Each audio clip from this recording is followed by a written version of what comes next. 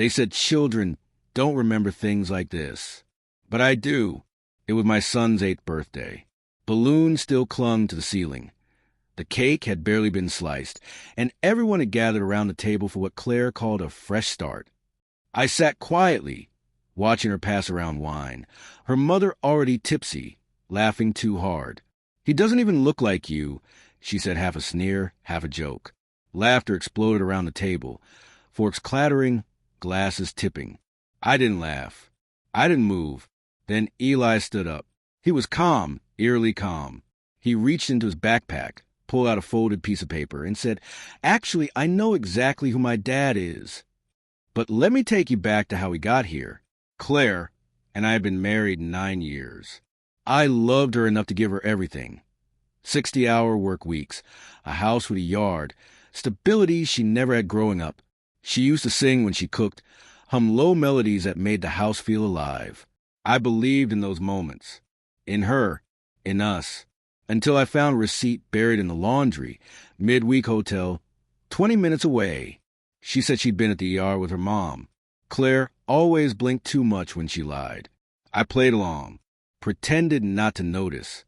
Then came the text messages. I cloned her phone, just an app, a simple password. What I found burned colder than fire. He has no idea. You're the real man. The man was Mark, her co-worker, the one whose lease I unknowingly co-signed when she started her business. I didn't react. Not yet.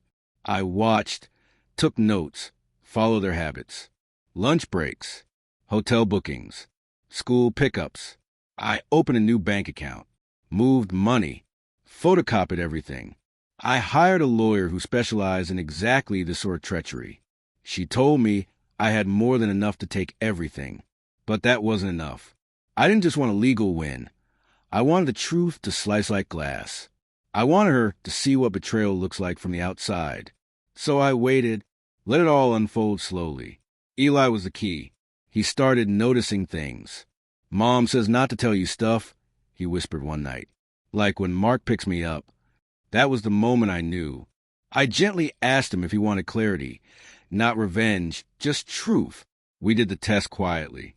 I swapped the swab while brushing his teeth, mailed it under another name. Meanwhile, Mark's job disappeared. Turns out, anonymous complaints about workplace affairs hit hard when they violate company policy. Claire's car vanished next. 3 missed payments, lease in my name. It was taken right out of the yoga studio parking lot. The rumors began next. PDA meetings, neighborhood whispers, screenshots and inboxes, anonymous packages with printed messages and timelines. She unraveled one thread at a time. I wanted it that way, slow, cold, undeniable. And then came the dinner. Her idea. Her parents invited. She smiled like nothing had ever gone wrong. I played my role. Cut meat, nodded at the small jabs, acted like the fool they took me for. Then she said it. That awful, rehearsed joke. "You don't even know who the real father is." They laughed. Everyone laughed. Until Eli stood up. "Actually, I do," he said.